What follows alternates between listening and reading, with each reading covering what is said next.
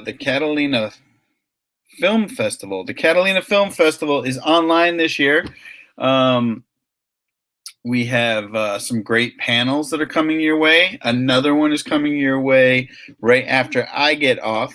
But I'm here to kind of tell you about the Catalina Film Festival 2020.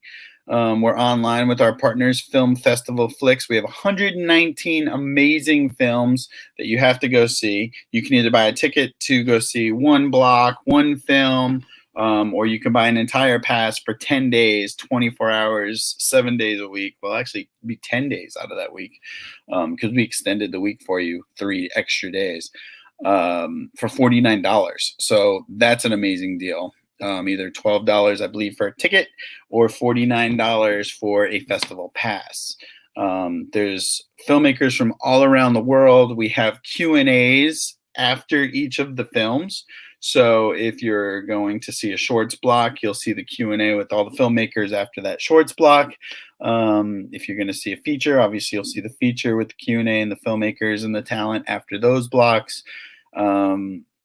It's been an interesting year, as we all know, with the pandemic. So we all had to do pivots and slides and shuffles and take the fun turns around the roller coaster and make this happen for you and for our filmmakers. That's the most important thing, is that we're bringing this type of entertainment to you in your home, since a lot of us can't obviously be out.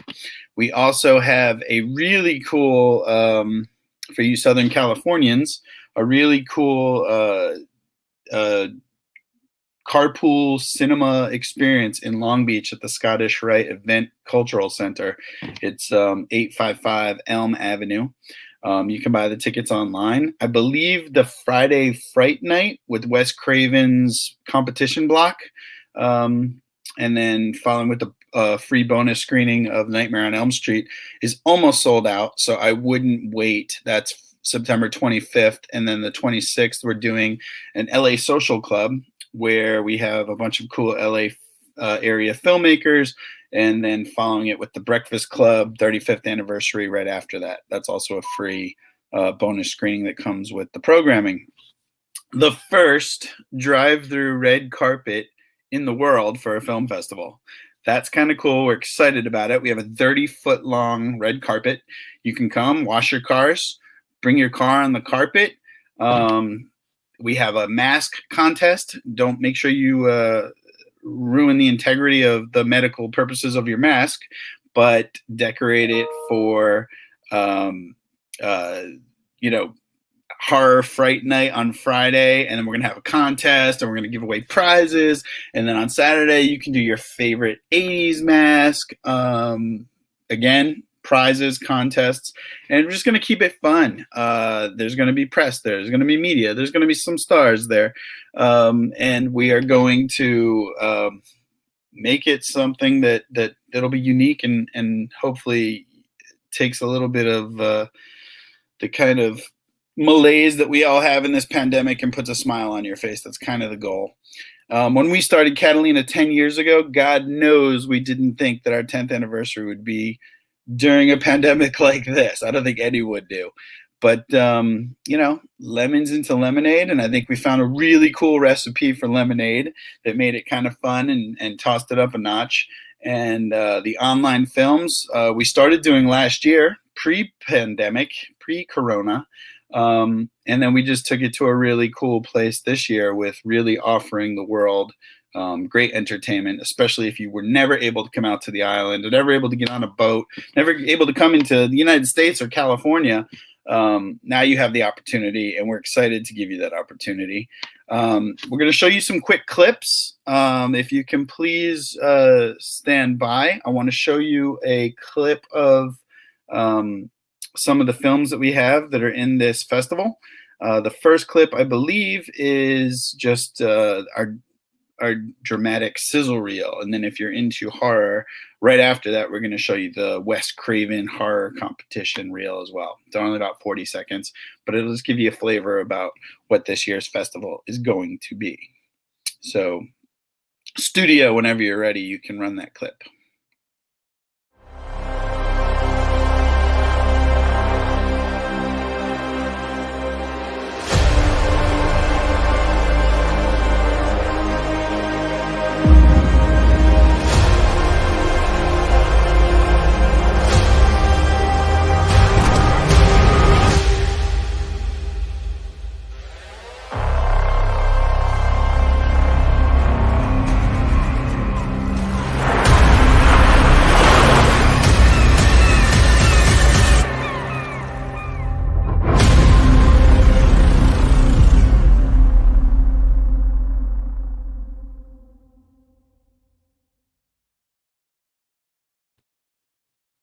Pretty cool, huh?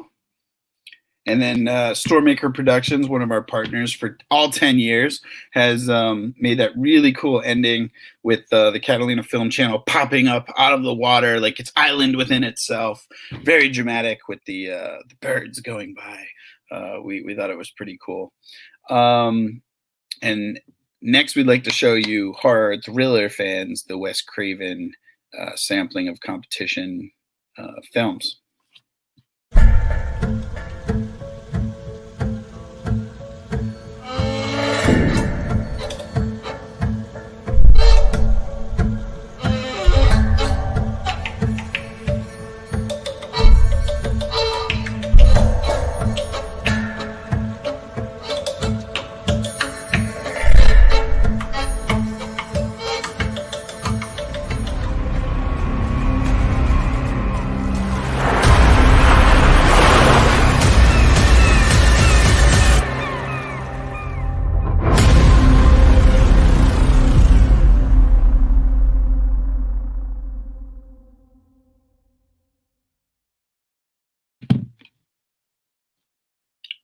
Pretty cool.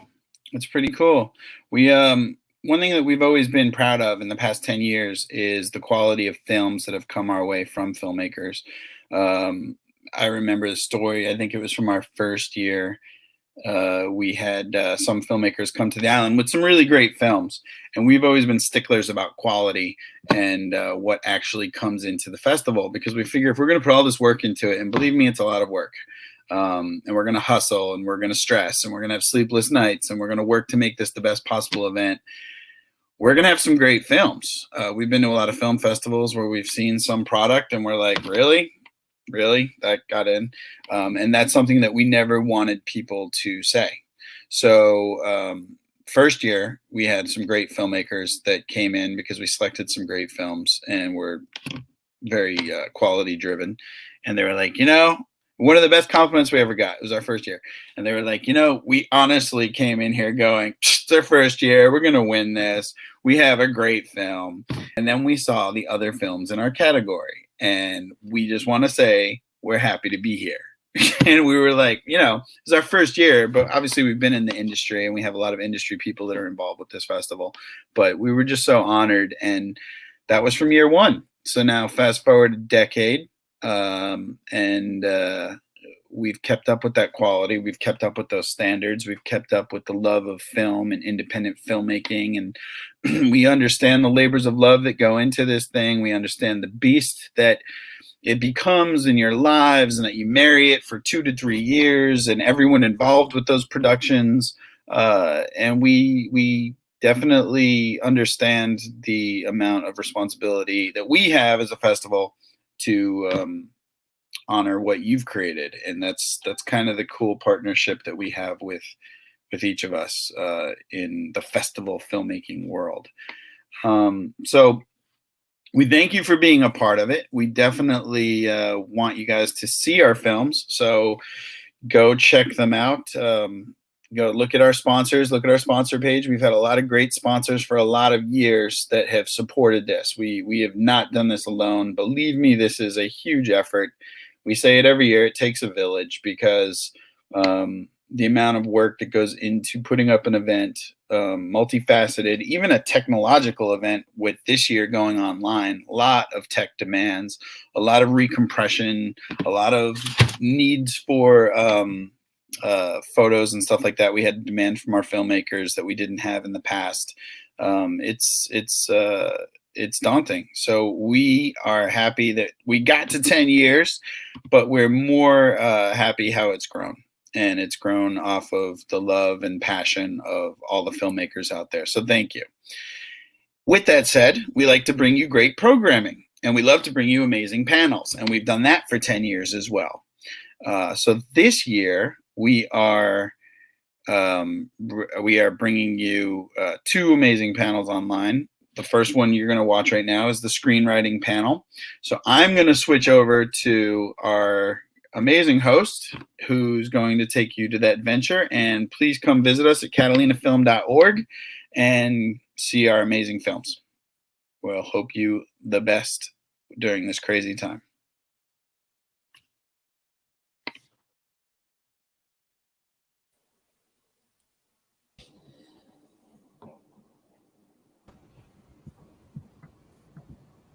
Hey, everybody. This is Adam Marcus. I am mostly known for my horror street cred. I'm the writer-director of Jason Goes to Hell, The Final Friday, writer of Texas Chainsaw, the writer, director, producer of Secret Santa, and a bunch of other nonsense. I am so excited to be here this morning. This is a crazy panel of writers. Like we couldn't get more diverse and more extraordinary in the kinds of projects and the kinds of backgrounds that these amazing writers come from. So I'm gonna introduce them all. You're gonna see their names at the bottom of the screen, so you can refer to them pretty easily. But folks, the amount of writing talent in this group is really extraordinary. So when Jenna came to me and asked me if I would work with this panel, I can't tell you how excited I was. So we're going to start off. Let's see. I think everybody is looking at the same screen I'm looking at, or at least I hope so. So we'll go from top to bottom, left to right. So we have Alston Ramsay. Now this is nuts. So prior to his career as a screenwriter, Alston worked as a Pentagon speechwriter. Okay, so again, amazing, like the people who have come out of government and then become extraordinary writers. So Alston represents that tribe of folks. As a member of the senior staff for Secretary of Defense Robert Gates, General David Petraeus, and Secretary of Homeland Security Jay Johnson, Alston traveled to over 30 countries on behalf of the United States government. At the height of the war in Afghanistan, Alston ran the commanding general's writing team in Kabul. I can't even believe I'm saying these words, guys. Upon leaving the Pentagon, Alston earned his MBA and brought his skills to bear in the film industry. He wrote and produced the psychological thriller Midnighters. In that capacity, he ran all financing and legal aspects of the production and negotiated the sales to IFC. Alston infused his unique political insights into his latest film, The Current Occupant, a feature film produced by Blumhouse and released in July 2020 as a Hulu original. Alston wrote the screenplay, and his brother Julius Ramsay directed the film. That's awesome, by the way. I've made movies with my brother, so that is fantastic. Both Ramsays were executive producers on the film. Alston was recently selected by the Tracking Board as one of Hollywood's top new writers and featured on the hit list. Good morning, Alston. Good to see you, brother. Hi, you're giving me flashbacks with some of those things I've done over the years. I bet. Moving on, we're going to go to Kieran Fitzgerald. By the way, like one of the best writer names I think I've ever heard. Just see that, like it's a perfect name. Kieran is a BA in English from Harvard University and an MFA in fiction and screenwriting from the Michener Center for Writers.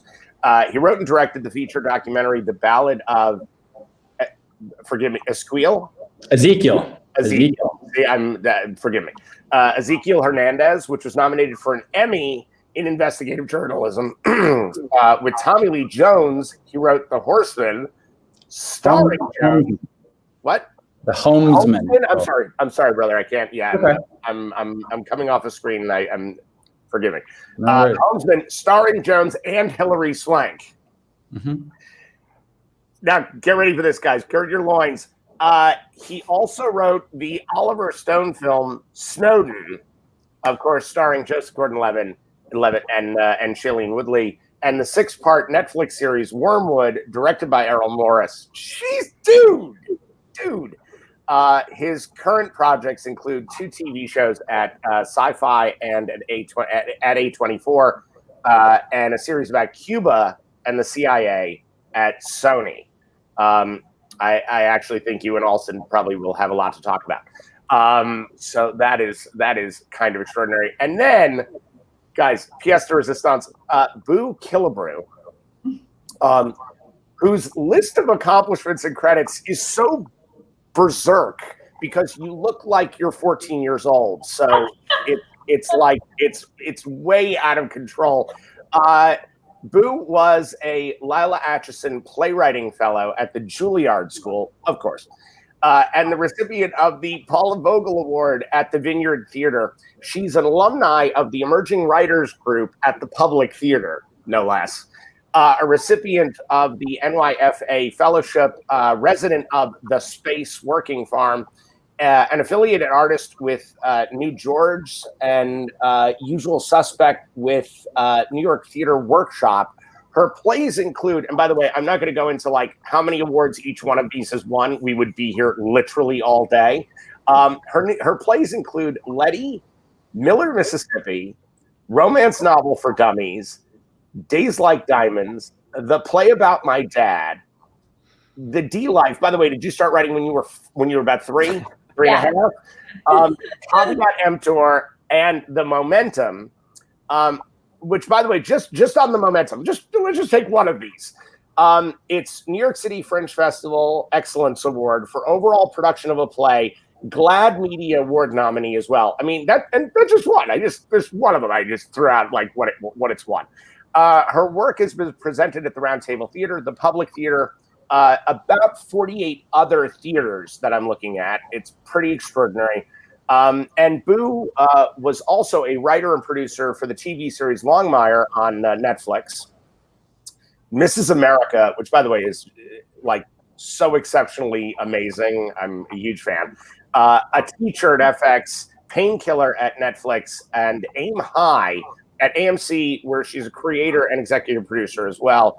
And she's currently developing an original series based on her life with Greer Shepherd for Amazon. So I'm already exhausted from the three of you. You're all way too accomplished and way too extraordinary. So I'm going to do my best to turn it over to you guys so that the people out there that are listening and that are getting to know you can actually hear from you, not from me. So let's go around the table here, and I would love to. Even though I've given a little bit of a highlight of how you guys came into screenwriting, I find one of the most interesting things, especially for writers, because we barely get to talk. We're usually not allowed to talk. Usually directors are jumping in front of us to talk. For writers, I feel like everybody has their sort of origin story and what brought them to this moment. And so I'm going to give you guys the floor. So Alston, let's start with you. Other than being like a badass in the Pentagon, exactly, how did that route bring you to screenwriting? Like, what is your origin story? Sure. Yeah, I think I was more of like the weenie civilian in the Pentagon, with a lot of people with brass on their shoulders, and even in Afghanistan, I was still like the weirdo civilian among people who like are the guys that actually they wouldn't let me have a gun. I mean, for example, they don't issue that to me, which, in their defense, was probably a very, very good idea. But no, I started my career as a magazine writer and editor before becoming a speechwriter. And while I was in Washington, screenwriting was, I guess you'd say, a hobby in terms of research. I wasn't actually screenwriting, but I'd read books on screenwriting and would watch movies and read the screenplay along with them. My brother was out in Hollywood. His passion has always been directing from a very early age. This is what he wanted to do. So I think I was exposed to film very early, probably the kind of films you shouldn't be exposed to at that age, because my brother's 5 years older. So like, I'm like the 7-8-year-old watching all the Friday the 13th and everything. Yeah, exactly. So I finished up business school after that whole Afghanistan thing, and was kind of at a crossroads about I was working with a startup in North Carolina, where I'm from, where I'd gone to school, or do I want to throw caution to the wind and move out to Los Angeles and give it a go? And I decided that, like so many people before me, throw my stuff in the trunk of a car, drive across the country with, I think at that point I had one screenplay on my hard drive, and yeah, I got out here and I teamed up with my brother, and we made an independent film, Midnighters, that we came up with the idea together. I wrote it, and then we went and bootstrapped the hell out of it and made it ourselves, produced it ourselves, and did all that. And here we are today. Awesome. Amazing. And we're definitely going to get back to the sibling thing because that has to be talked about. Fantastic. It's a thing, right? It really is. Kieran, so again, like your street cred as far as your education is so extraordinary. And I'm really interested, how did, like, it seems that you really came almost from a journalism background almost into documentary, and then into screenwriting, but everything seems to have a basis in reality. Is that sort of where you come from? Yeah, no, I never intended to be a screenwriter. I had a pretty good thing going with documentaries. I spent a couple of years making this documentary that did well at festivals and got on PBS, and it was something I was very proud of. But it was it also put me in touch with the reality of documentary filmmaking, which is largely about either waiting for the phone to ring or waiting for something to happen that you can film. And it can be incredibly frustrating on a daily basis if you want to feel like you're actually being creatively fulfilled, because you're just not in control. You don't have, until you get into the editing room. And that's really where the creativity in documentary is in the final stage. But I was just kind of impatient, and on a kind of whim, I applied to grad school in fiction. And I went to the Michener Center, which is this really generous fellowship program. And I wrote fiction for a couple of years. And I was on the verge of finishing a novel, or so I thought, and ran out of money. And that's, I think, one of the main reasons people get into screenwriting, is they say to themselves, well, there's more money in this than in telling a short story, so let me try this. And I had my eye on a guy named Luis Posada Carriles, who was one of the foremost kind of assassins trained by the CIA to kill Castro.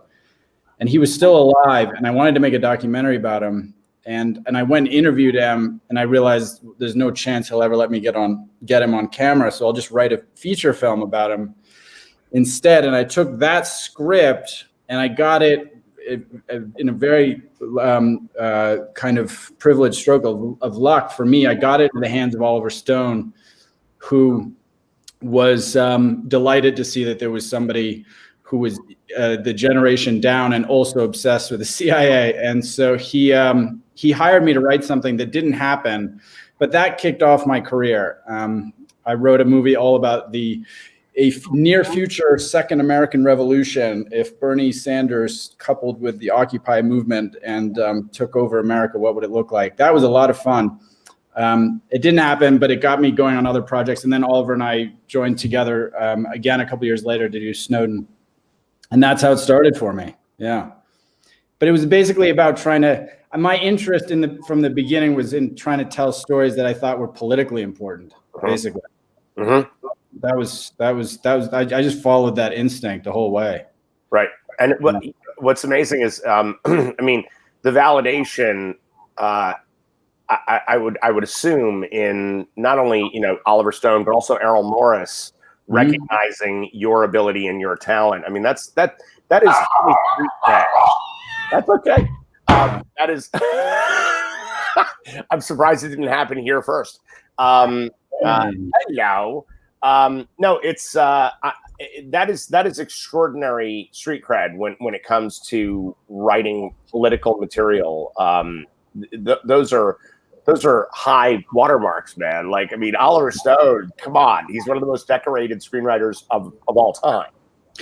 Yeah, and I had and together with Tommy Lee Jones, that was my masterclass in screenwriting between the two of them. It was more like having the shit beaten out of you than a masterclass. Yes.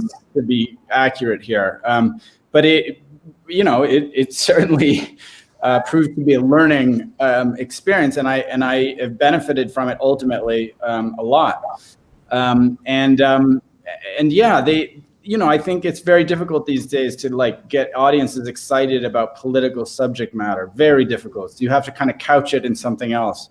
A lot of genre these days is trying to include political subjects, and that's interesting to me. I mean, I think there will always be an appetite for it as long as people remain thinking citizens. I hope, anyway. Well, I think the best way to get the audience to eat their vegetables is to hide it in something that looks like this. So, I mean, Night of the Living Dead is about it's about the Vietnam War and about the civil rights movement. Yet people know it's zombies. Well, but that's not really what was on George's mind. So yeah, exactly. Yeah, awesome. All right, and now we come to our third panelist, Boo Killebrew. Okay, first the names are like so extraordinary today. That's awesome. Like, this is awesome. I mean, it's almost alliterative in the way that it sounds. It's it's an incredible name. But the amount of awards, I read your bio and I was like, oh my God. It's You're like the best hype man ever. Hey, I'll be the Flavor Flav of the Catalina Festival. Look, you're also because I think it's a smaller panel, but also I love that you're representing women on this panel, which you are doing beautifully because of this amount of accolades.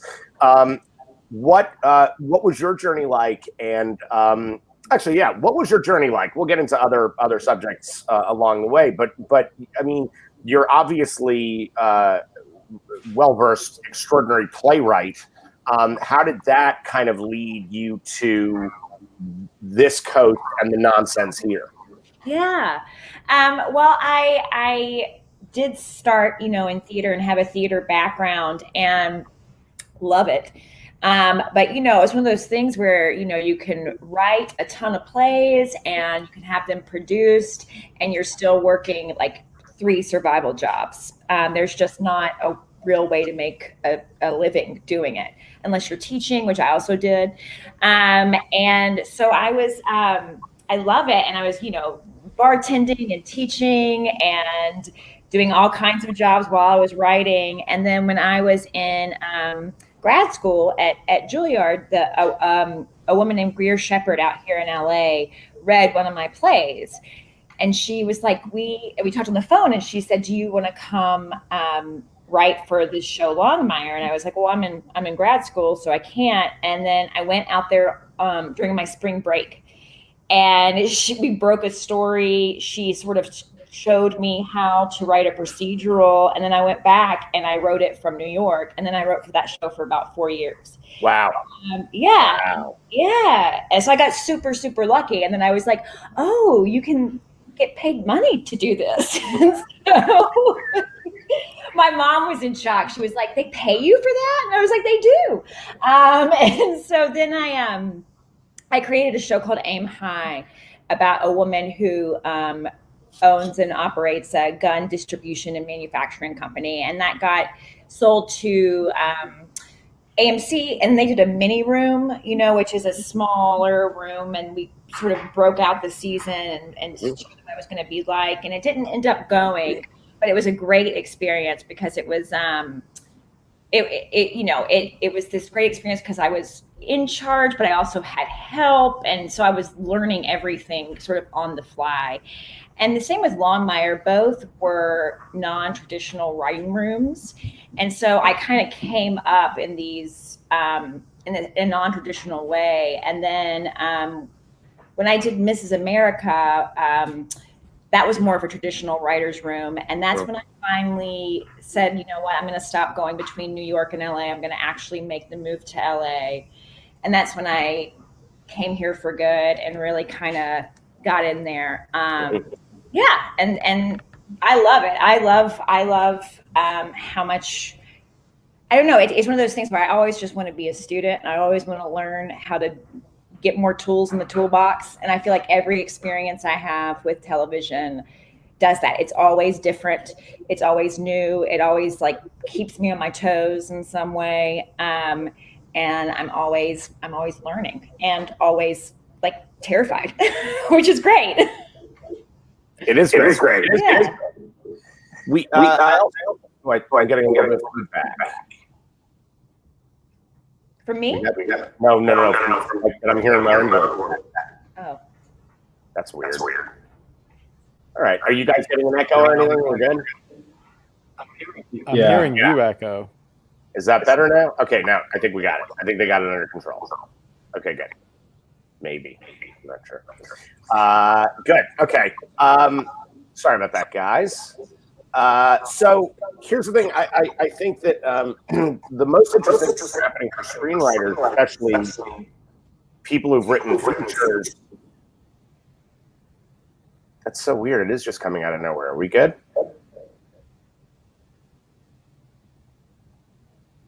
Oh, now how's that? Okay, good.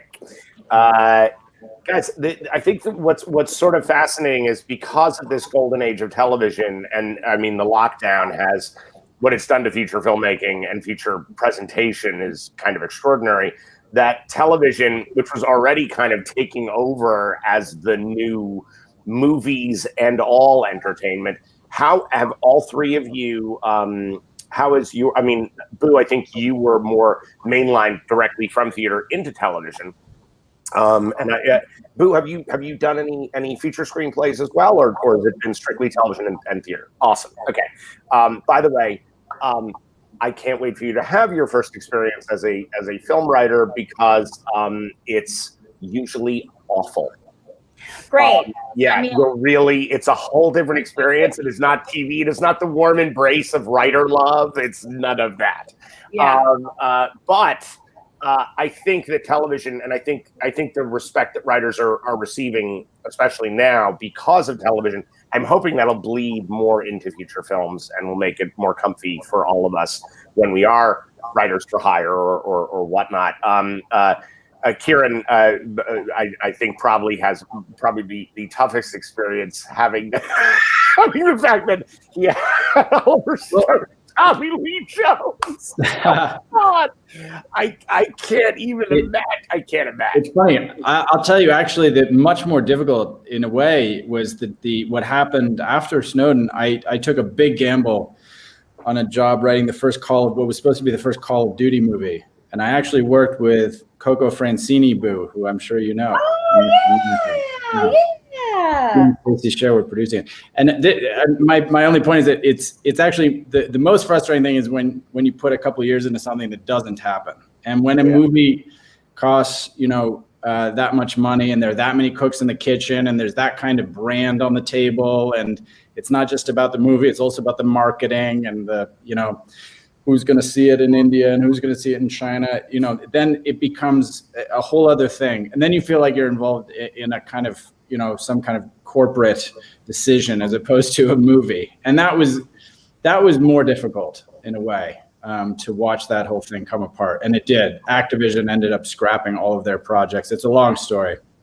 but yeah, it can be worse, in other words. Isn't it fascinating that adapting real life situations that are so complex and so political is so much easier than adapting a freaking video game? Yeah, no, they have a long track record of failing. Video game movies. Yeah, and you realize why once you get into it. And I mean, the simple reason is that there's so many people who've put in so much time and effort into making those video games, and rightfully they want their energy to be somehow translated into the movie. But of course, it's difficult. It's very difficult to try and do some pay homage to a video game while also telling a good story within a movie. Very difficult. Mm-hmm. Yeah. Yes, it is. Yes, it is. That also, it just reminds me of one of my favorite expressions that we always use speech writing, which is that a camel is a horse designed by a committee. The bigger the committee, the more the creative voices get drowned out and ground down. Anything that's original or interesting gets dropped and pushed away. Yeah. I also think that has to do with money and scale because look, I mean, and Alston, I think you can speak to this because I believe your first feature was independently financed, correct? The Midnighters. Yeah. So can you talk a little bit about the process of bringing that forward as an independent filmmaker? Sure. Yeah. And I think, get this question a lot of times in terms of people who are like, they're trying to make it in the industry. So what's their advice? What's your advice? And me and my brother say, well, if you want to make a movie, go make a movie. There's not much else you can say. If you sit around Hollywood waiting for something to happen. It could take forever. And so we had written a script that we knew could be done at budget. Just we knew like contained low number of casts. Like it's why all horror movies are like haunted houses, single location, all of like the basic things. And we played the Hollywood part of it for a little bit, but you know the folks we were working with, they wanted to go out and get the handful of internationally bankable actresses in the lead role, and we're the ones theoretically the novices saying like there's no chance in hell these people will ever do this movie. Like good script, my brother has a pedigree in television, but like these actors are not going to do this. We know that. And we wasted, you know, I don't know, we didn't waste that much time, 6-8 months going down that rabbit hole. And then we're like, you know, screw this. We can go raise the money ourselves and we can make it. Far less intelligent people have made movies. So let's just go and do it. Now, I will say like that was my naivete coming through because everyone's like, it's really, really hard. I'm like, whatever, like we can do this. We've been around. He has an experience in post and directing. I have an MBA. Making independent film, any film, I think, but independent film, it's just effing hard. And it's like, it's not a matter of willpower or intelligence or anything. It's just like everything that can go wrong will go wrong. You're not paying the full rates of a regular like Marvel film. So people just bail. They get like a better deal and they disappear at the most inopportune times. Like, you know, I had the person that was supposed to be designing our titles, like just shit the bed, you know, days before our main titles are due to submit to film festival. And so I'm on my computer doing all-nighters, learning how to use After Effects to do like cool titles because there ain't anyone else doing it. So, I mean, that's the thing with independent film is like, it's only you. And, you know, people are going to fall apart and you've got to do like every little thing, whether it's cleaning the house when we are done, because we didn't want to pay for like literally the director of the film 2 days after we're done wrapping, he's scrubbing toilets. I took a lot of pleasure given that it's my brother watching him do that. He always said though, that after like a grueling 20-day shoot that he actually loved it because it was like this therapeutic, just doing manual labor where like he didn't have to think about anything. It's just sponge and scrubbing. And so I'm like, you know, more power to you. You want to clean the house? Go for it, man. Truly, when you get finished directing, and that was my primary focus when I first started in the industry. But when you get done directing a movie, you just beg the people around you. Like my wife would be like, "Hey, where do you want to go for dinner?" And I'm like, no questions. Just choose. Put me in the car. I'll go wherever you want. I don't care. I don't care how expensive it is. I don't care if it's food I hate. I don't care. Just no questions. I can't answer anything for you. And it's true. It's that process is exhausting. So did you find, because I figured are you still doing any independent stuff, or are you just doing current Occupant for Blumhouse? Is that what you're working on now, or do you have other projects that are still independent? I don't have other independent projects. I think independent film's great and wonderful, and I'm heartbroken not to be at the festival because I think that, you know, one of the high points of just making movies and everything is the festival circuit. It's so much fun and meeting other filmmakers.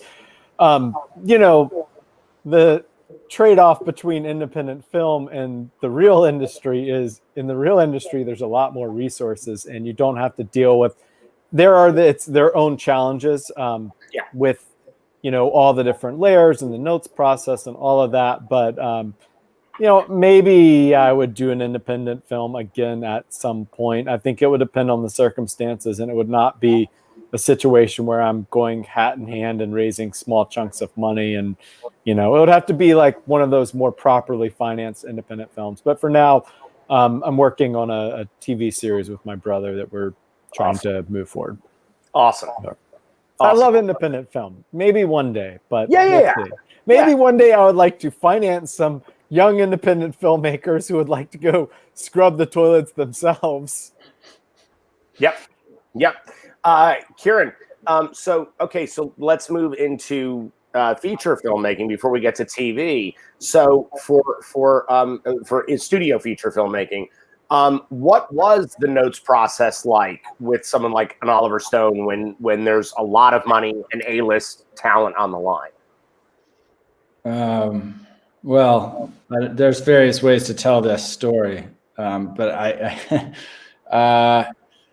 the sort of, let's say, the sanitized short version for public consumption is that Oliver's not somebody used to ceding control on anything, and so if you're going to make, you're basically, and that's not necessarily a bad thing, because it means that in order to win a battle about anything, whether it's a line of dialogue or a bit of costume or something, you have to be right, and you have to really know your shit. I mean, I think one of the misconceptions about him over time is that he's kind of paranoid conspiracy theorist, and to some extent that's true. But what people, I think, probably have lost sight of is that he's actually an incredibly well-researched, educated mind. I mean, he reads everything all the time, and so you really have to know things in order to push back against him, and that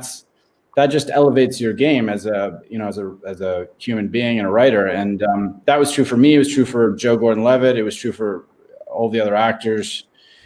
And because that movie really wasn't. It's not that there were notes coming down from anyone other than Oliver, and because that's just not the way he works. I mean, he's one of the few people, probably one of 4 or 5 directors left who just simply won't take notes from the studio, because that's not what they do, and they have the power to get away with it, right? I mean, that's almost impossible now. So in that sense, it was cool because it was just me against him. On the other hand, we probably could, it's not to say that studio notes are always necessarily bad. It depends on the person.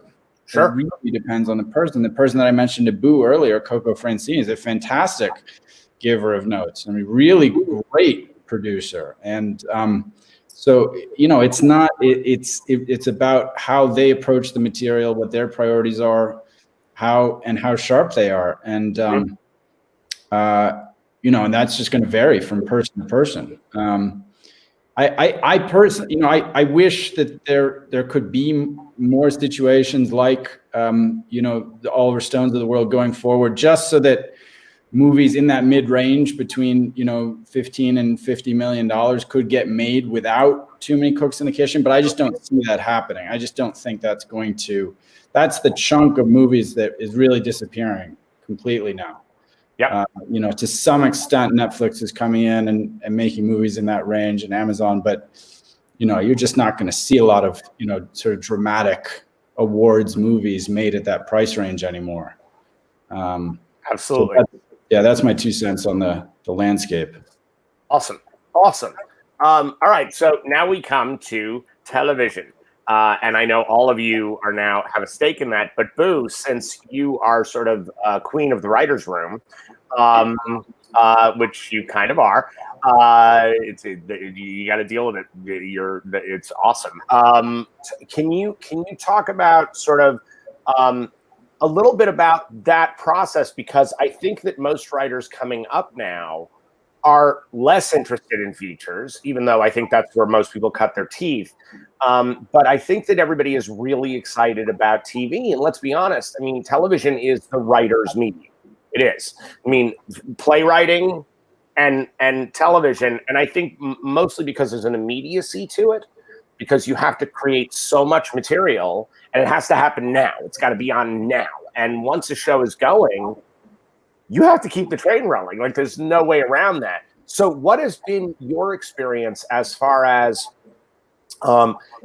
we're talking about sort of the frustrations of being a writer and the blocks you can come across? What are sort of some of the triumphs and also the frustrations for you as a TV writer? Sure. Well, I think for me, the best thing about it is the collaboration, is the working sort of, as a team to create this thing that did not exist before. And so what I think is so fun is that each person sort of, you realize who is what, who does what, right? Like oh, this person's really great at structure. This person's really great at emotional beats. This person's really great at character. This one's really great at relationships. And then you watch people sort of begin to play their position. And that took me like a while to sort of like understand. And I was just like, oh, I feel like I'm not contributing much as far as like A story, B story, C story. I'm not great with structure, but then I was like, oh, but I can do like character stuff. I can do dialogue. You know what I mean? And so really leaning into your strengths and you know, contributing, but letting go of the fact that like maybe one of these things, someone is probably much better than you at it, and you can learn from them. So that has been really exciting, and also again like scary, you know what I mean, because you want to be like, oh no, I can do it all, but chances are someone else is better at a certain aspect of writing, of creating a TV show than you. And the other thing that is both rewarding and can be incredibly stressful is the immediacy of it. With plays, you can be in development for 5 years, you know, get the play up, and the play, and it goes through so many phases of development. And then the play, once it's actually like produced, you're like, is this the same play I started writing 5 years ago? And so I don't love that with playwriting, but TV, like, oh, the ideas and the inspiration or whatever that I have is going to like be played out. I'm going to see what happen. And that's really exciting, but it's also really stressful because there's also this this need for, you know, a quick turnaround. And so, you know, there's this great quote that Chuck Close says, and it's like, inspiration is for amateurs. And like the stuff actually comes out of the work, right? So you can't really sit there and be like, I don't quite understand this. I don't really know what I'm doing. It's like, no, you just have to get in there.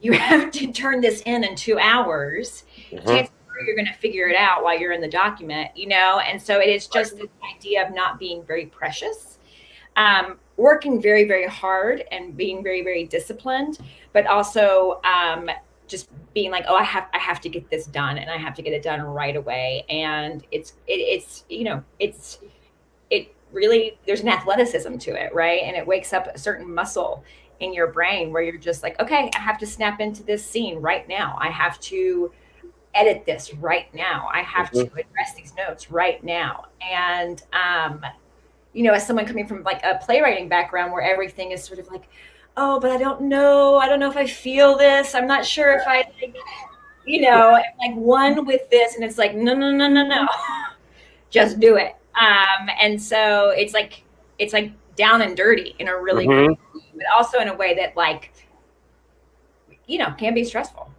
Sure. Absolutely. Now, have you been strictly writer's room, or do you also do set work where you're making? Yeah. And how is that? Because that's got to be stressful and fun.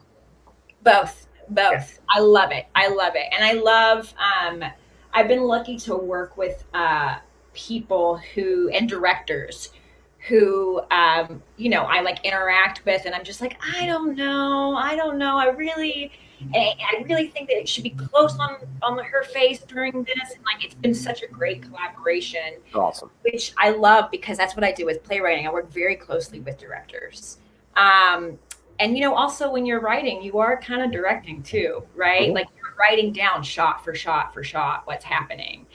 And so being on set and sort of making sure that the script is being followed is the best. And also, you know, if something doesn't work, you get to fix it on the fly. Or if, you know, a line doesn't work, you fix it on the fly. I love it. And it's what makes television such a magnificent medium for writers, because it's hilarious when, like, I hear you say, like, you know, yeah, I'm working with the director on the shot, and I'm like, wow. Because in feature world, truly, if the writer is even allowed 4 miles close to set, you feel like, ooh, I think I see something happening over there that looks like my movie. I have literally sat in. My wife and I wrote Texas Chainsaw, and we sat in a theater at Lionsgate, where they had shown us the theater. It showed us the movie it was like a 300-seat theater at Lionsgate, and we're sitting alone. It's a screening just for us, right? They were so excited. They're presenting the movie to us. And we sat there watching, and we're like, what's this? Wow. And that's just the way it goes. And you're like, So, yes, it is really the major difference between playwriting and screenwriting and TV writing. And again, plays and television. And look, let's be honest, the best of the original television stuff all came out of New York.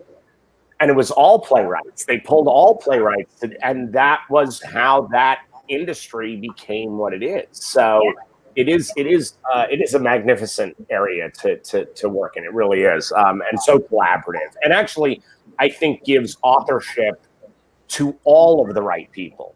You know, because this idea that producers aren't authors of their films is also disturbing. Like, a producer is an author. Yeah.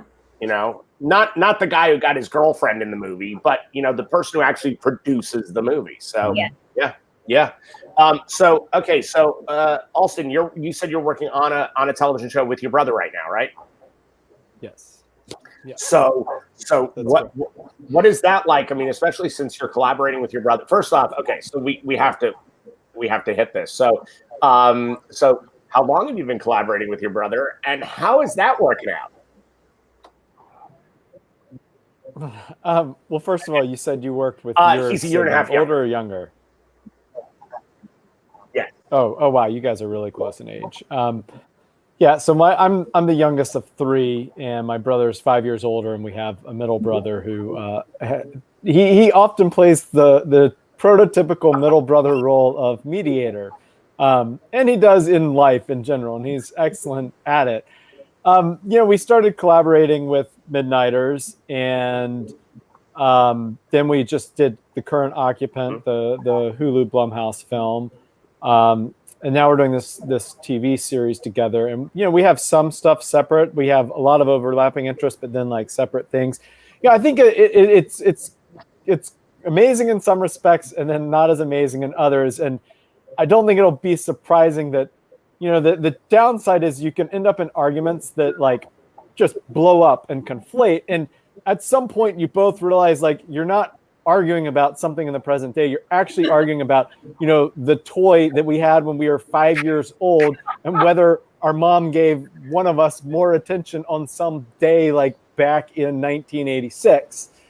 And then, you get over it and move past it. I think the positive side is making a movie is like going to war.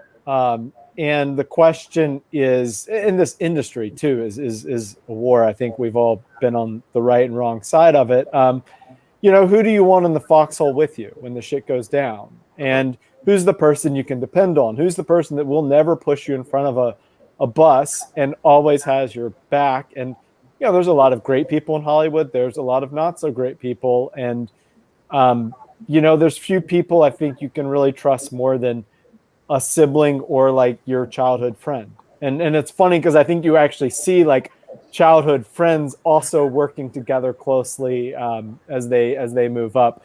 I think one thing that's great is that our arguments and disputes are pretty much never on the creative front, which is kind of amazing. Like we just don't butt heads in that respect. And I think it's because we have like a real shared film language. And I think part of that comes from, the joke I made about watching like horror movies when I'm really young. It's true that like I grew up watching the same things he was because he was older and more into film.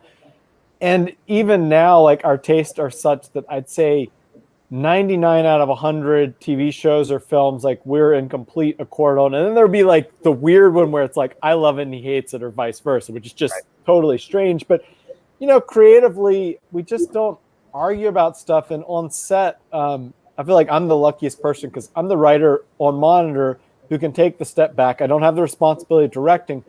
When I have an idea or something and want to come step out and talk to him, he's so receptive and will listen to it. And I'll get overruled, but like I don't argue the point because I I know my role and I know his role, and I don't want to direct. I don't want to be in that role and that level of like detail and like, let's go again. That's just like not my thing. And I respect it all. And I've been in the editing room, so I know what's going on.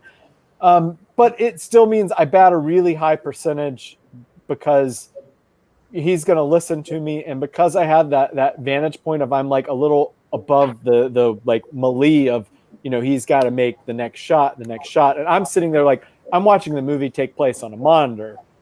I can say like, you know, this bigger picture thing that connects with the thing in Act 3 that we're filming in 2 weeks.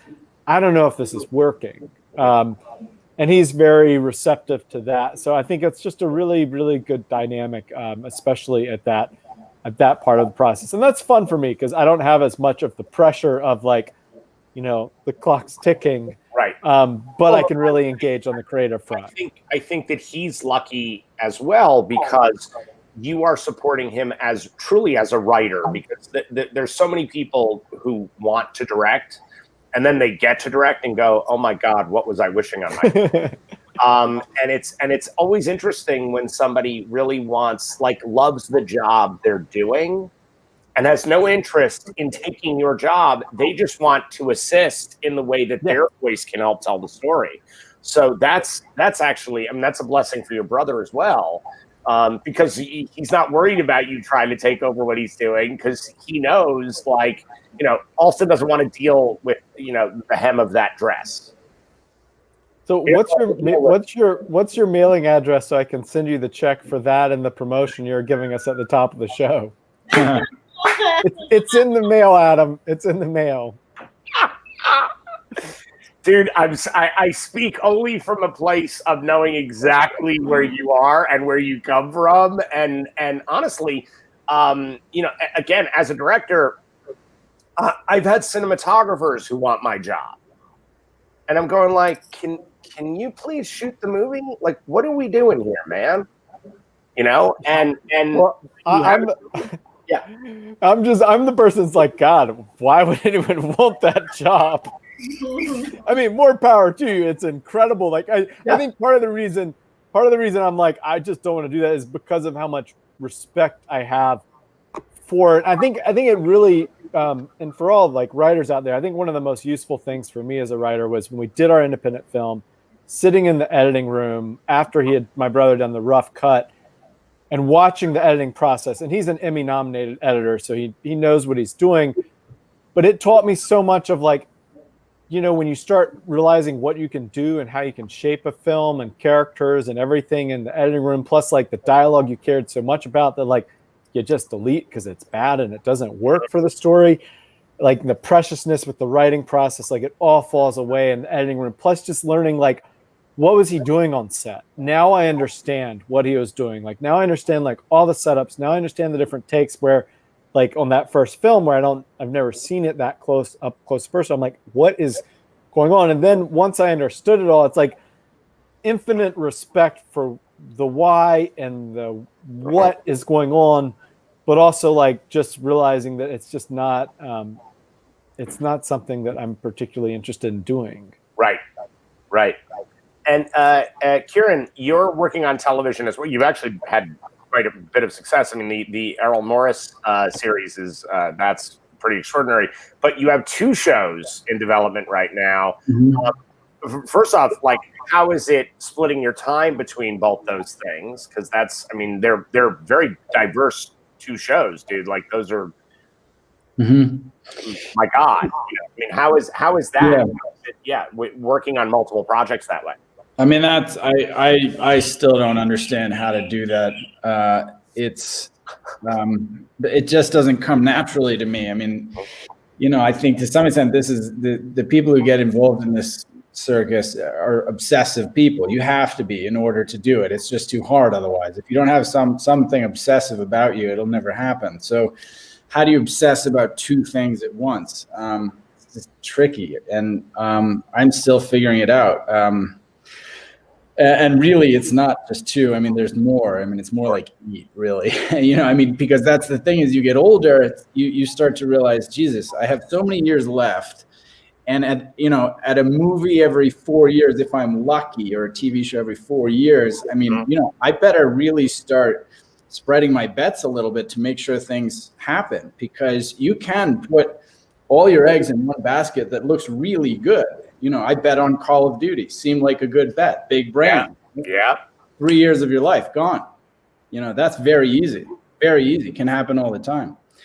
And so you got to be careful, and you got to figure out how to, and I mean, I'm saying this to myself because I'm trying to figure that out. How do you spread your bets and work in a way that's actually going to be material to the project happening? I mean, this is the thing that it took me forever to figure out, because I came from writing fiction, at least when it came to, art on the page. And so I would just spend hours and hours writing these, what I thought were really lovely sentences of scene description, only to realize nobody was reading them and no one gave a shit. And that's like a hard thing to come to terms with when you like language, So then the question is, well, where do I put my emphasis? And it's really on the story, the organization of the whole story, and the dialogue.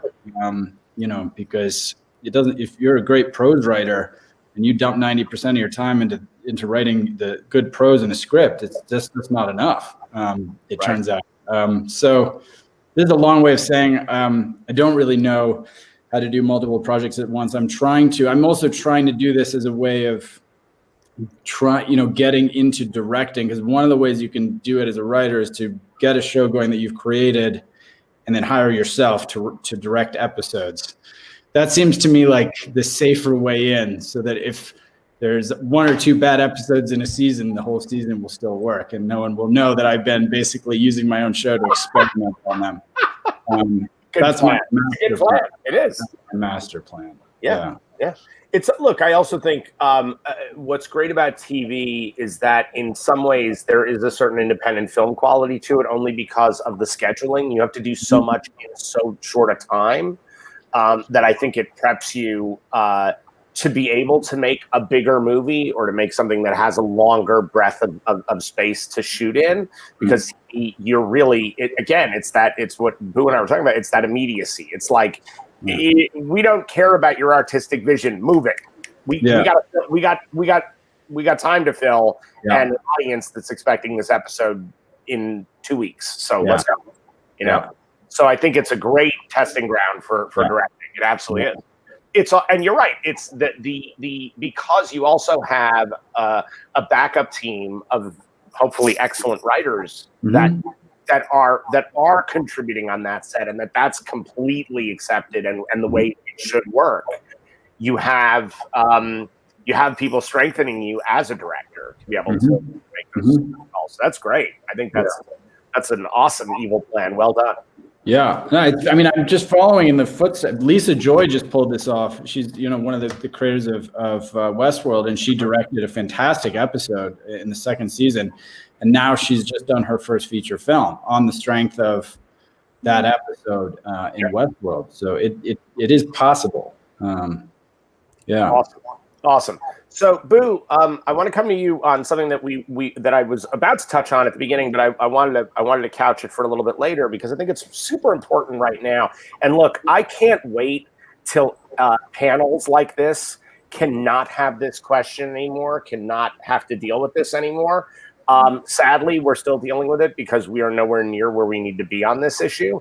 But as a woman in the film industry and as a writer, how have you seen a change since the beginning of your career to now in either the respect or the amount of women that are writing, or the feeling of inclusion at this point? Do you see a difference, and how do you see it moving in the future? I do see a difference, for sure. My first job was it was a woman showrunner, and so I got very lucky in that. Yeah.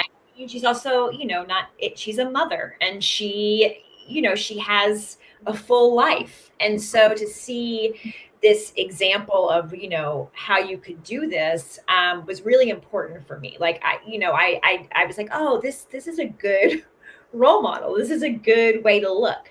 And then I have actually been in rooms, I would say it is 50-50, that have been run, like the Mrs. America, we only had one male. It was all women. And it was awesome. It was so great. And the show is freaking incredible. Oh, great. Thanks. It's incredible.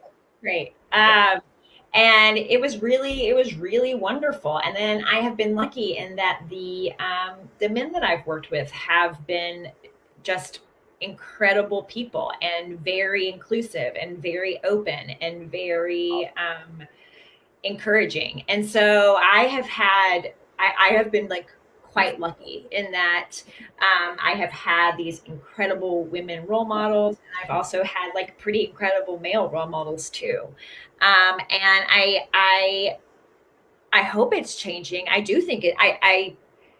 From where I sit, it is, for the best. And I think it'll continue. I think it's also about like the stories that are out there, right? So if you're telling, white, straight, male stories, you're going to get those creators and writers. But if we, expand what stories are being told and what stories need to be told, then automatically we're going to have creators that are, it's going to be a more diverse pool of creators and thinkers and all that kind of stuff. So I think it's also Absolutely. about studios and networks expanding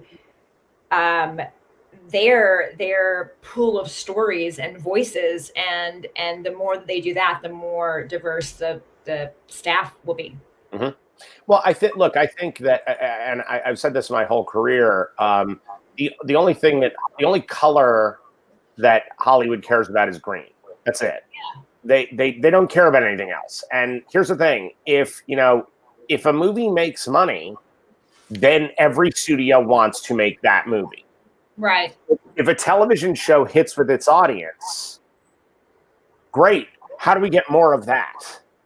Right. So I think that I think as long as the audience is ready to jump into new stories, then new voices can be heard. And I think they are. I mean, you look at like, and I think it's about like studios and networks being like trusting that audiences want this and crave this and need this new storytelling. Absolutely. I have to say, like, it's so heartening to hear that, because I did a panel for Catalina maybe 4 or 5 years ago now, where we had a couple of women on the panel, and their experience was in no way your experience. Yeah. And that's a heartening thing to hear. Like, oh my God, like are we actually getting better at this? That's amazing. Like any forward movement, but that's really spectacular. And also I thank you also for talking about the fact that there have been men that have been just as nurturing and just as great and inclusive and wanting to work and just act like a professional. That's oh my God. Absolutely. And it's not lost on me that people have like paved the way for my experience and have fought the battles so that I can sit comfortably and confidently in a room. And it's incredible. Awesome. So, guys, let's all talk about for a moment, because I think because the people that are going to be listening to this, or a large swath of the people that will listen to this, are going to be people who are aspiring to do what you're doing. And I think one of the things that's helpful, I find, if you guys could each talk about sort of like your inspiration or like a favorite film or TV show that kind of prompted you into this, that we all have that moment where we're like, I want to do this. And I'm not talking just from a nuts and bolts standpoint, but from the idea of inspiration.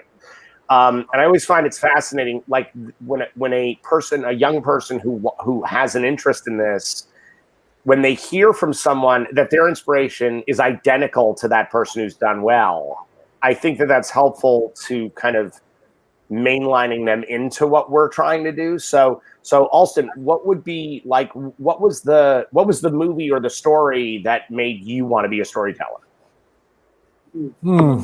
That's tough. I'll do one book, one movie. In sort of the screenwriting canon, there's a book sitting on my shelf about 3 feet away. It's called 4 Screenplays by Sid Feld. And if you know the book, like basically it's 4 really in-depth essays about these screenplays, about the story around them, the story around the movie, and kind of breaking them down, but getting into like how it all came about. And it was just a really fascinating book. And then to read the screenplays in it, I'm forgetting what they are. I'm not going to grab it right now, but was Terminator 2 one of them? Or Terminator was one of them, or Terminator 2? I think it was 2. It was 2 because he makes the point that, the real hero protagonist of that is actually the Terminator, because he has the greatest arc from this whole thing of how he's a machine and then he learns to feel. And it's like the whole line at the end that I think in anyone's hands except James Cameron be incredibly cheesy about, like, I now know why you can cry, but I could never do it. And it's like, really, if it's not James Cameron, that is like one of the worst lines in cinema. And instead it's one of the most incredible, and Arnold of all people sells it. I just thought that book was so influential to me because of, I don't know, it tells the story and it got me to read the screenplays along with it. And I read both Terminator 2 as well as The Abyss, James Cameron. I mean, it's just intimidating because he's so, like, at the screenplay level, he's so masterful. I'd say the other one, though, that was really eye-opening is it's an older, I don't know if you'd call it obscure now, but it's called Tender Mercies. It was a screenplay by Horton Foote, the famous playwright, with Robert Duvall, and it's like every movie since about a down-and-out country western singer is about that movie, and that movie is 100 times better than everything that came after it. It's just an incredible film, and it's so small and subtle and beautiful and powerful, and the screenplay is it's so sparse. Like, the dialogue is so sparse, and it's amazing when you watch the movie with the screenplay, because it's like, I don't know how with so few words and how like I said, sparse the dialogue is, that you create this like such a powerful story about a person, a human being, and that, to me, that is just it's incredible on so many levels. And just as a side note on that, Robert Duvall went to Texas, drove around Texas until he found the Texan who had the accent that he liked the most, that he thought was right for the role, had the guy read the whole screenplay while he recorded it, and he like listened to that and tried to mimic this one person's precise, exact, this part of Texas accent. Wow. And that's authenticity. And it won him an Academy Award for Best Actor. And here's a terrifying story. Robert Duvall wins the Academy Award for Best Actor, did not get offered a job for 3 years. Yeah. 3 years, Robert Duvall sat on a shelf after he had won the Academy Award for Best Actor. It's an amazing film, by the way. It is extraordinary. Yeah, and I think anyone out there who wants to get into the business on like the writing front I'd watch that movie and read the screenplay, just because it's like, it's so masterful. You can't really top it. Awesome. That and Terminator 2, of course. Yeah. Let's go together hand in hand. Kieran? I think that I was I don't know why these two movies popped into my head, but they did. One is the Jane Campion movie, The Piano. Mm-hmm. And the other is Gallipoli. One of Peter Weir's. I mean, I guess the reason they pop into my head is that they're examples of things that just feel epic. And that's the thing that gets me. I mean, there's something about movies and TV shows that is epic in a way that it's difficult to, there's an epic emotion, let's say, that's difficult to find in your everyday life. And I think that's the thing that I keep coming back to, the sense that these people's lives, at least for a little while you're watching, seem to have, incredible importance and meaning. And that is often forgotten in one's own life. And I think that it's sometimes these very epic settings that are allow a movie to do that. The Piano, of course, in New Zealand, and that extraordinary setting, and Gallipoli is the site of the most tragic battle of the First World War. Those are the I guess I think in images and I suppose that's why I ended up doing this. But I think first of an epic setting, or an epic character as ways to, as reasons for me continuing to do this. I suppose those are the things that immediately pop into my mind. And that goes back to, I don't know, Lawrence of Arabia, and and even things that are more intimately epic, like Cries and Whispers, the Bergman movie. So, yeah, that's the through line, to the extent there is one for me. Love it. And Gallipoli, probably one of the top 10 best ending shots of any ever. Yeah. Extraordinary movie. Oh my God, extraordinary. Boo, what's yours? I mean, it's a lot of different things. The first thing that came into my head is when I was little, instead of like watching kids like shows, I loved Days of Our Lives. I loved soap operas, and so I just loved like the drama and the high stakes. And so when I was like 6, I'd be like, "Can we watch Days?" That was like a big thing. But then I got a little more sophisticated with my tastes. So I was born and raised in Mississippi, and so there are tons of literary influences down there that really inspired me. And so I grew up reading like Flannery O'Connor and Carson McCullers and of course Tennessee Williams, and that's what really made me want to write plays, because it is sort of it's beautiful language, and it's highbrow, but it's also got some soapy some soapy stuff in it. There's some Days of Our Lives in Tennessee Williams plays for sure. And so that was the big thing. And so when I went to college and grad school, just reading those plays that are eternal, like Our Town and Death of a Salesman and Raisin in the Sun and Fences and sort of just these classics, always get me where I need to be. Like they always hit me in the heart, in the stomach, and I love coming back to those classics. And then as far as like TV, I remember when I first saw 6 Feet Under. It's so theatrical and it's so sprawling, and the relationships and characters and the the heightened storytelling that they often do, and that stakes are the highest possibly they could possibly be. It's death, and so I really responded to that show, and I also really responded to the show My So-Called Life.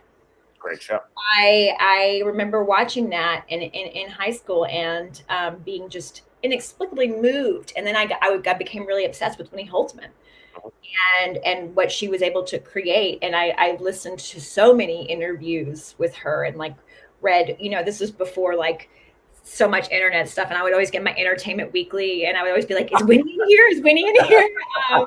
And so I was very, very into that show, and I rewatched it over and over again. And that also has heightened storytelling. There's like a little magic in it, but then there's also this like bedrock of like high school angst. And I really responded to that show. But I would say those like that and 6 Feet Under were my 2 big ones, and Days. Yeah. How did not? I mean, I was more of a guiding light man myself, but when I was a kid, I grew out of Days, but yeah. But I think honestly, especially for a writer, I think there's some great logic to that, because you're talking about dialogue, like constant dialogue. Yeah. And the immediacy to that dialogue, such drama. Yeah. And look, Soap Dish, anything that inspires Soap Dish and Tootsie it makes the world a better place. So simply for having, I mean, honestly, just that Tootsie exists, I think all soap opera has been validated in one fell swoop. Like Larry Gelbart has made that happen. So it's just so good. I watched that so much. Amazing. It's amazing. Yeah, right. It's amazing. Oh, also Waiting for Guffman was a big inspiration for me. I loved it. I love because it's theater, but it's also film. It's so funny, and I also feel like it's so sweethearted. It just had everything that I loved. That was a big one too. Yes. Well, those bastard people. It's an amazing film. These are great and so varied. Oh my God. Like the three of you could not have picked more disparate stuff, which is awesome. No, it's amazing. But again, that's what I'm saying. There's so many people who think there's only one, that Citizen Kane is the only film that you can say when The Godfather. Yeah, those are incredible films, and if you're not moved by them, there's something wrong with you. But the truth is, I always find it much more interesting as to how people connect to things. Like Kieran, there was absolutely nothing surprising about the films that you love and the films that you write. It's a direct correlation. It makes perfect sense, and I think that's really important for young people to see, because look, the truth is there is nothing to say that the Magnificent Ambersons and Porky's are just as valid. They really are. I can't stand film snobbery.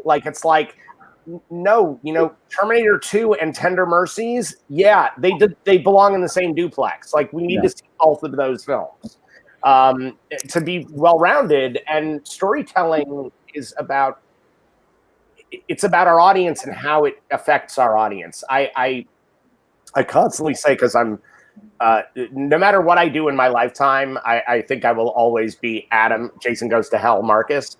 It's just sort of my middle name, and it's just it's my cross to bear. But it's funny because to this day I get interview requests literally every day for that movie. And I sit there going, I made this movie a quarter century ago. That's insane. But here's the thing. On that same weekend, when Jason Goes to Hell opened, I went to see the movie in Westwood, and I'd seen the movie 400 times already. And so I did not want to watch my movie again. God, for the love of God, please never make me watch it again. And so I walked in and I paid for a ticket for my movie because I was like, come on, box office. But I walked into the other theater. There were two showings, and I walked into the other theater to watch Searching for Bobby Fischer, which is a movie that I was really excited about. I'm a huge Zalian fan, so I was excited to go see the movie. And that's a beautiful movie with incredible performances. I mean, Ben Kingsley and Joe Mantegna and Joan Allen, and and the story is wonderful and it's rich, and it's 25 years later, no one, you can't find a person under 30 who goes, oh, I love Searching for Bobby Fischer. But Jason Goes to Hell, I get an interview request every week. That's ridiculous. But the truth is, that's what we do as storytellers. And I think I also think we're blessed this morning to have three such incredibly diverse voices. You guys, all of you do such different things. As far as genre, since this festival does deal with genre a lot, what do you guys, and I'm not speaking just of horror or anything like that, but where do you guys see yourself? What if you had any genre you could write in, anything you could do, your dream genre to work in, what would that be? Where would you love to, just even if you're just a tourist in that genre for one project, what would that be? Alston? 30-minute comedy satire. Heavier on the satire and the edgier fare. So Veep-ish? Probably, yeah. I mean, Veep's wonderful. I think it's hilarious. Probably a little, yeah. I mean, in that realm, probably edging.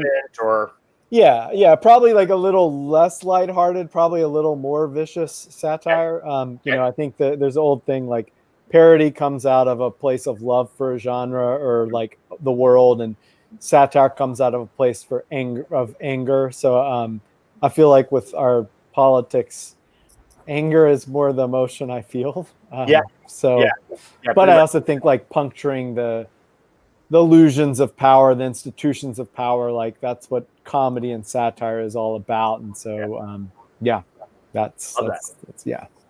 Love it. Kieran? I mean, we're talking about the thing that I'll likely never do, but would be cool if I could. I would work on an anime movie, I think, probably like a Studio Ghibli movie. Just because I think that there's, talk about hiding the medicine, as you said earlier. I mean, animation is one of the best ways to do it, I think. And I, there those legendary movies out of Japan that you guys know, I'm sure, Akira and Howl's Moving Castle and Princess Mononoke. I think they have really, again, very, epic appeal, that transcend the genre. And that's, I think, what's cool is when you're working inside genre, how do you find a way to transcend the genre itself? I think I would do that. Yeah. Love it. That's awesome. And by the way, that's not out of the realm of possibility. What are you kidding? That's art is long, unfortunately. Yeah, but look at the route, let's say, of someone like Brad Bird, right, who came out of animation and then he's directing a Mission Impossible movie. Like, who the hell thought that would happen? Like Iron Giant to Mission Impossible. That's true. Very true. Yeah, it's very true. And just by saying this out loud, who the hell knows who's watching this? Who's like, so I'm just saying, Boo, what would be yours? I would say on the dramedy side, 30 minutes would be great. But I think also like heightened storytelling, I'm very into, and so like things like Enlightened, I loved that show, and I thought it was as heartbreaking as it was hilarious, and it had that heightened storytelling in certain segments. The Comeback, I think, is the most genius show ever in the entire world.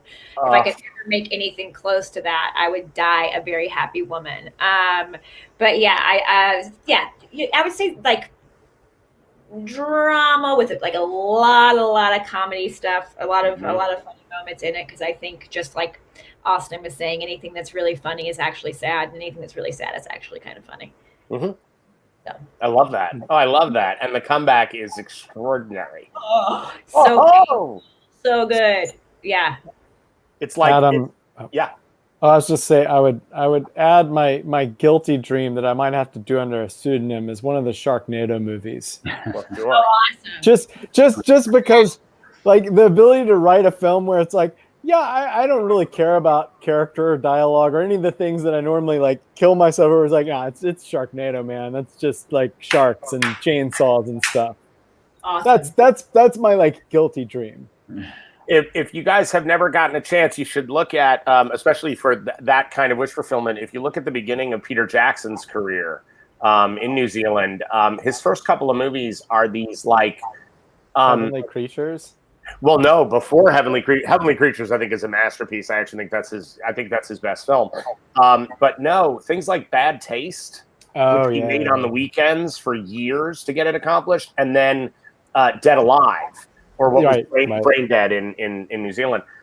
Those are sort of like the best version of Sharknado movies ever. So, you should really check them out. They're brilliant. They're amazing, but they are in their own way. I mean, there's a guy who kills zombies with a lawnmower. I mean, it's that movie. A priest who kicks ass for the Lord. I mean, it's extraordinary. So I'm telling you, like, you should check these out. You'll totally dig it. Fantastic. I think we have a couple of questions from our audience. This is from Temp Tap. What are some of the common mistakes screenwriters make in writing a script and pitching? Who'd like to have at it? Boo, any thoughts? Sure. Sure. I think for me, whenever I am making something that sort of like ticks all the boxes off and like sort of am going from the outside in, I do think that it doesn't ring as true. And when I read scripts that are like that, I'm like, oh, this actually, this is technically all very efficient and it's technically very well done. I don't feel like if I don't feel like it cost the person anything to write it, if I don't feel like heart and guts and soul and vulnerability from the writer is there, then I'm not as interested. And so, sort of like, you see scripts that are very clever and that are that get it done, but I don't really feel like anyone put themselves on the line in a way. And so for me, I'm always like, if you're not scared writing it, I'm not going to be very interested in reading it. So I always kind of want to. Awesome. Kieran, any thoughts on our question? I'll address the pitching part of it, because I think on the writing side, I mean, writing is just one long series of mistakes. I mean, that's what it is. You better embrace that now. But in pitching, I think there's a way you can talk about it more practically, because you're dealing with human beings and you're essentially selling something to human beings. And how do you do that? And basically, I think that what I've seen is that you can really only expect human beings, especially like executives in Hollywood, to hold one thing in their head at most. So you got to plant one thing in their head and do a really good job of just that one thing. Even if it's whether it's a 5-minute pitch or an hour-long pitch, you're still planting one thing in their heads. Yep. Because they don't have the bandwidth, even if they were doing nothing else with their day, they don't have the bandwidth to dwell on more than one thing. So really force yourself to focus on what that thing is, and do not cloud the field with too much information or too many ideas or too many strategies or too many things that are exciting you.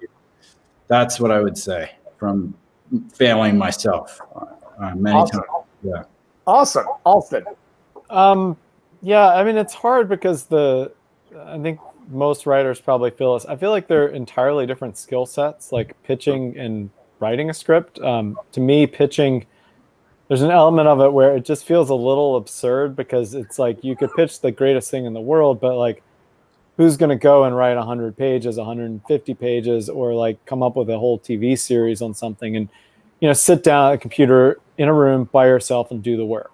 And like, what is a screenplay? What's the words on the page? It's not like the BS you may have given in the room with someone. And pitching is also about it. It's what Kieran said, like, you're Kieran, sorry, did I just get that wrong? Yeah, no, you got it.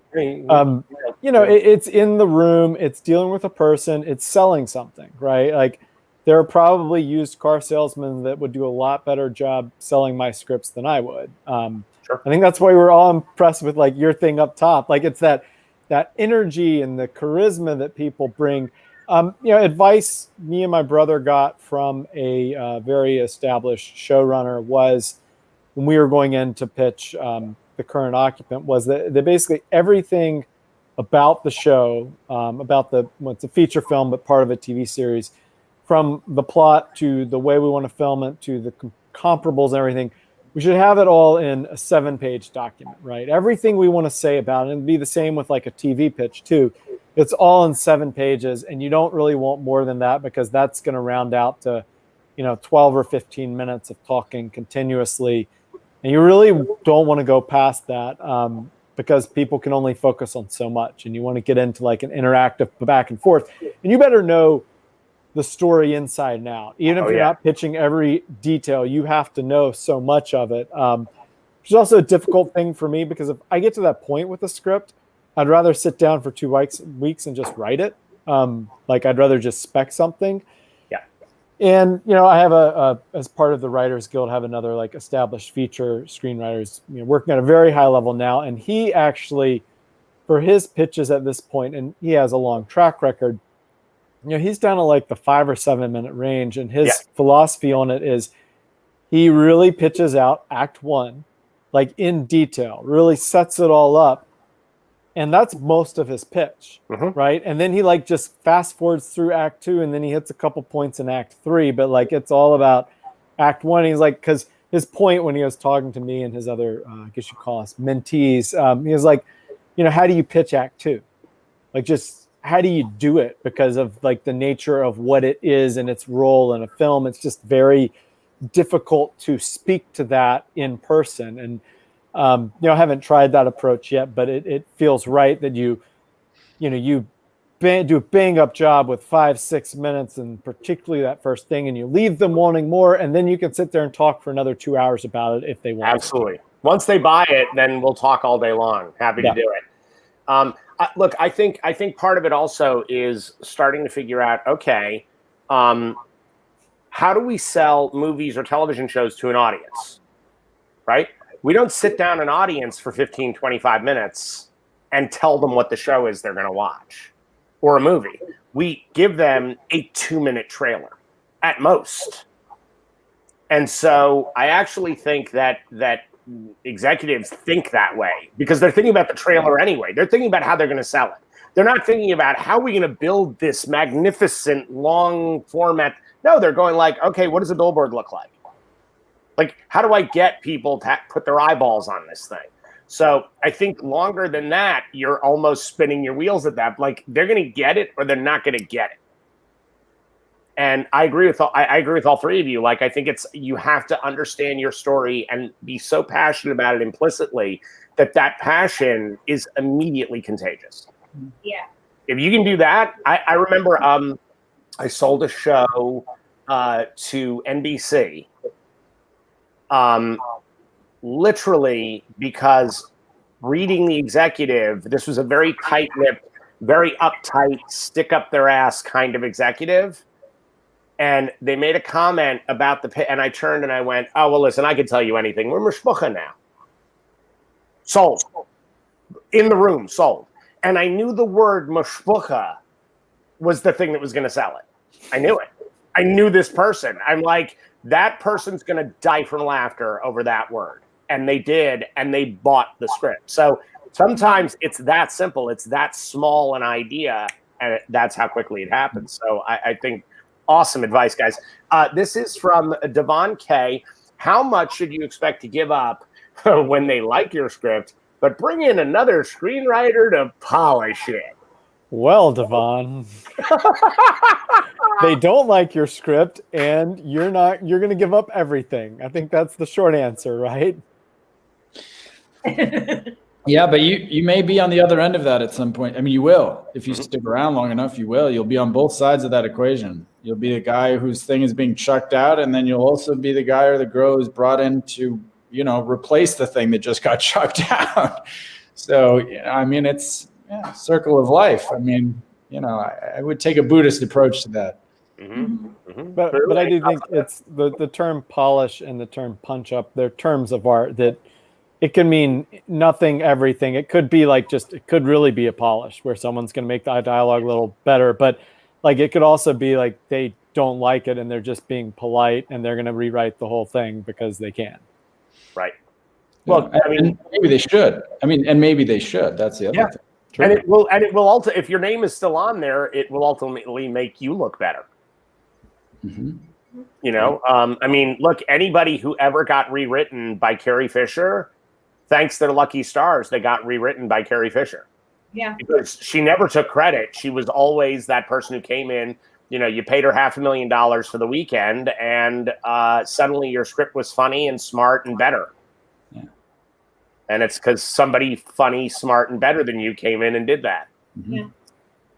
Yeah, but I think that all touches too, though, on the point that a screenplay, especially in the features world, is it's a skeleton, and you're building so much on top of it, and like everyone's reinterpreting it, and everyone has a different vision, and the director's the ultimate vision, and if they like the bones of your structure and they hate everything else, like that's the nature of the beast, and I think that's where it's very different if you're writing like a novel or something under your own name where you can be precious about everything because it's your own name. But this is a very collaborative meeting with a lot of people involved, and like a screenplay is just that. Like it's a very base layer. There's so much that's going to go on top of it that, you should, even if someone's not brought in to do it, you should expect to give up a lot, and it's probably going to get a lot better.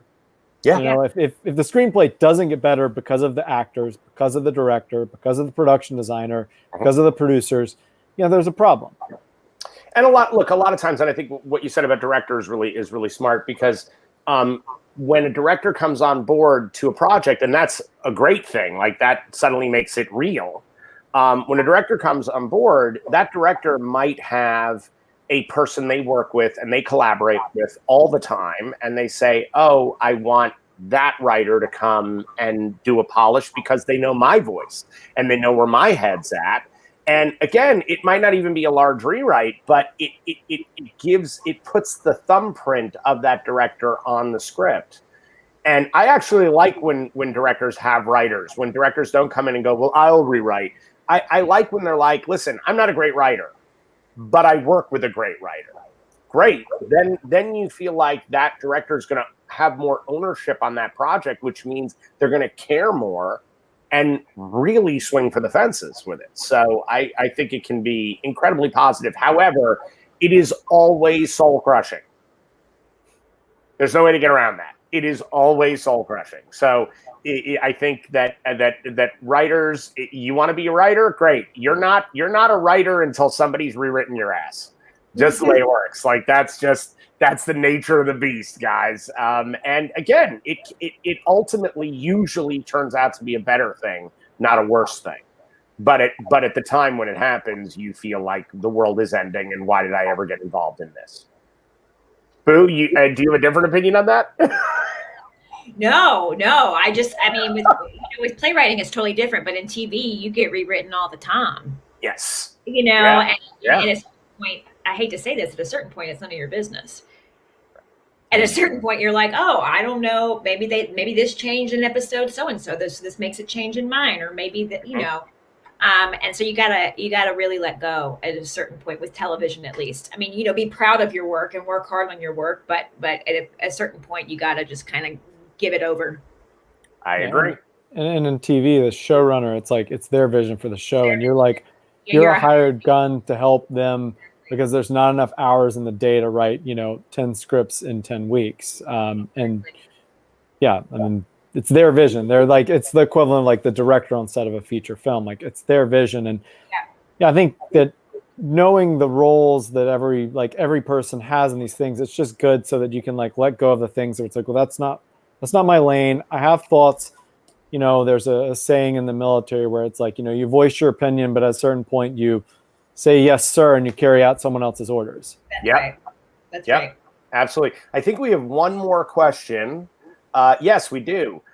This is from Delicious Tim Kennedy, because Tim Kennedy is obviously delicious. Do you always need a star attachment to get your script in consideration? Doesn't hurt. Doesn't hurt you. It really doesn't. Yeah. It really doesn't, guys. It's so true. I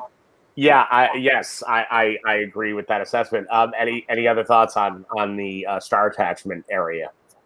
I mean, yes, you need it, but no, if you're starting off in the industry, you're not going to get it. So it's I feel like there's a million paths that eventually lead you to the position where you can get that, and you just have to like bang away. Like, I mean, this is the thing we dealt with in our independent film, where we had some reps that wanted those big giant star attachments. Like, it wasn't going to happen fundamentally. Like, yes, you read the story, lightning strikes every once in a while, and a no-name screenwriter who's outside the industry, somehow their script makes it to Matthew McConaughey's hands and he signs on or whatever. But that pretty much, people win the lottery too. So yeah, I mean, to ultimately sell something, especially if it's like a big $100 million idea, yeah, you've got to have stars, because it's like you're saying, like everyone's trying to figure out, well, how do you sell something? Right. You're not going to make your money back on a $100 million movie with no name actors, because people don't go see that. Yeah. And when you pitch it, you can certainly say your dream actors for the role, so that they can get an idea of like what they're thinking, and maybe they could get them. Maybe that's the Jedi mind trick of pitching. Right. Yeah, totally agree. Look, I also think, and to this, I think it goes back to something we talked about at the top of this discussion. I think that for people in the audience who are trying to break into writing and break into the business. I think what was said earlier, guys, stop worrying about whether the industry is going to embrace you, because I think that's a huge goal at the top, at the beginning of the journey. Go make things. Like we're at a day and age where every single person in our audience right now literally has a movie studio in their pocket. It's crazy. That's not a joke. You can take your phone and write, shoot, edit a movie on your telephone. Yeah. We live in that age. And we sometimes forget that we do that, like that we have that ability and that capability, right? And by the way, if you happen to have Photoshop, you have your title studio, your effects studio. I mean, guys, it's all right there at your fingertips. And I think that the idea of waiting for, Oliver Stone to discover you, for the love of God, Kieran. I think in waiting for somebody to find you at the Schraff's soda shop and say you're a star, I think you're going to wait your whole life.